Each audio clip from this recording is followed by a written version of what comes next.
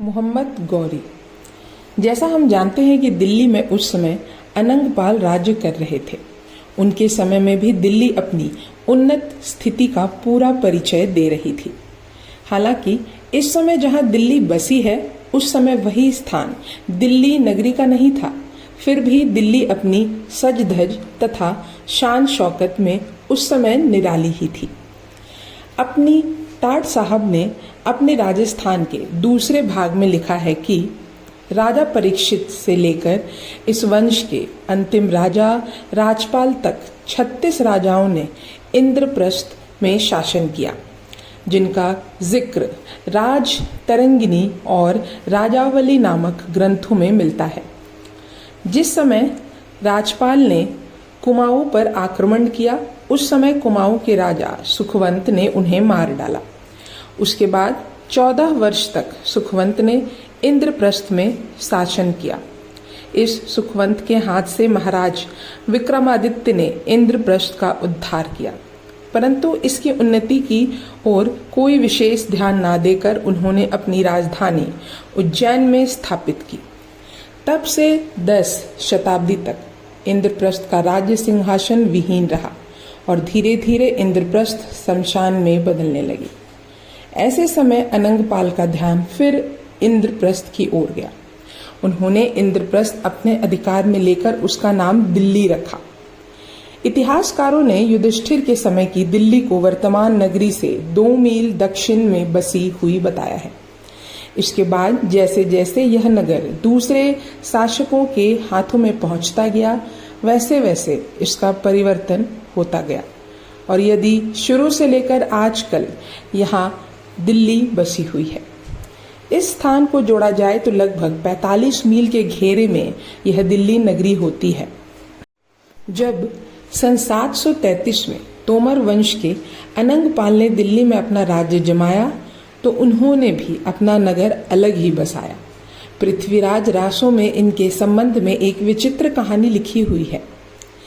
चंद दरबारियों का कहना है कि जब अनंगपाल दिल्ली बसाने लगे तब उनके कुल पुरोहित ने एक बहुत लंबी कील जमीन में गाड़ कर कहा कि जब तक यह कील गड़ी रहेगी तब तक तुम्हारे वंश का राज्य दिल्ली में अचल रहेगा, क्योंकि यह कील शेषनाग के माथे में जा लगी है। परंतु अपने कुल पुरोहित की बात पर अनंगपाल को विश्वास नहीं हुआ। उन्होंने कील उखड़वाई तो उसमें खून लगा था, इसलिए उन्हें बहुत दुख हुआ।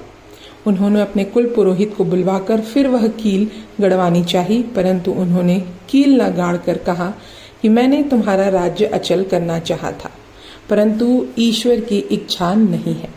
अब तुम्हारे बाद चौहान वंश का और फिर मुसलमानों का राज्य होगा। अब हम फिर पृथ्वीराज के जीवन चरित्र की ओर आते हैं। इस समय पृथ्वीराज की उम्र 16 साल हो चुकी थी। हालांकि उनके पिता सोमेश्वर चौहान अभी तक जिंदा थे, फिर भी राजकाज का विशेष भार पृथ्वीराज पर ही था। चंद बरदाई का कहना है कि एक बार जब पृथ्वीराज नागौर के पास खट्टरपुर में डेरा डालकर शिकार खेल रहे थे, उसी समय मीर हुसैन नामक एक गजनवी मुसलमान, जो बरदाई के लिखने के अनुसार मोहम्मद गौरी का चचेरा भाई था, चित्ररेखा नाम की एक वैश्या को अपने साथ लेकर उनके पास आ पहुंचा। बात यह थी कि चित्ररेखा वैश्या होने पर भी बहुत गुणवती थी। जितनी ही वह सुंदर थी उतनी ही गाने तथा वीणा बजाने में भी निपुण थी।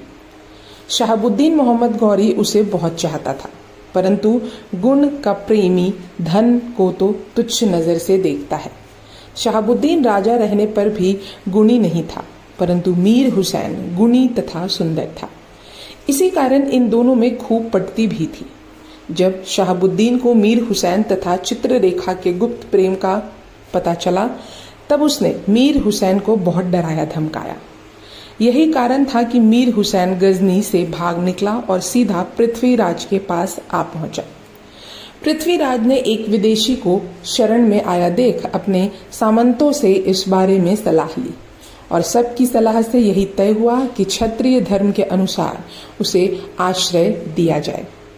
पृथ्वीराज ने बहुत आदर से मीर हुसैन को अपनी सभा में दाहिनी और जगह देकर उसका बहुत सम्मान किया और हासी और हिसार के परगने उसे जागीर में दे दिए। चंद दरबारियों के लिखने के अनुसार शहाबुद्दीन से दुश्मनी का यही मुख्य कारण बना, और यदि यह घटना सच है तो यह मानना पड़ेगा कि इसी वैश्य के कारण एक घोर अनर्थ हुआ। परंतु दूसरे इतिहासकारों का मत कुछ अलग ही है। वे चित्ररेखा के संबंध में कुछ ना कहकर यही कहते हैं कि मुसलमान धर्म का प्रचार तथा भारतवर्ष पर लालच की नजर रहने के कारण ही शहाबुद्दीन तथा पृथ्वीराज में लड़ाई छिड़ी थी।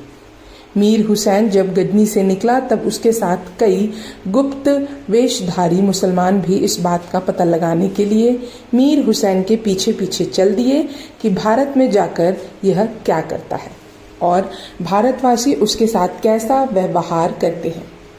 ये दूत पृथ्वीराज का मीर के प्रति अच्छा व्यवहार देखकर और भारत को बहुत सारी जगहों में घूमते हुए शहाबुद्दीन के पास लौट गए और उसे सारा हाल सुना दिया। यह हाल सुनकर मोहम्मद गौरी बहुत विचलित हो गया। उसने तुरंत अपने सरदार तातर खान, संबाज खान और अरब खान को बुलाकर सारा हाल सुनाया। इसके बाद शहाबुद्दीन गौरी ने अरब खान को मीर हुसैन के पास इसलिए भेजा कि यदि वह चित्ररेखा को वापस लौटाना स्वीकार कर ले तो उसे क्षमा किया जा सकता है और वह फिर अपने देश में आकर रह सकता है। अरब खान ने ये बातें मीर हुसैन को जाकर कही, परंतु मीर हुसैन किसी तरह से भी सहमत नहीं हुआ। अंत में अरब खान ने वह पत्र पृथ्वीराज को दिया जो शहाबुद्दीन गौरी ने उनके नाम भेजा था और जिसमें लिखा था कि तुम मीर हुसैन को अपने राज्य से निकाल दो, नहीं तो मैं तुम पर आक्रमण कर दूंगा।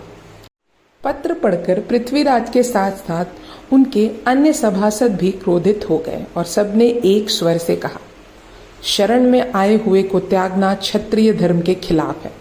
मोहम्मद गौरी जो चाहे करे, हम मीर हुसैन को नहीं निकाल सकते।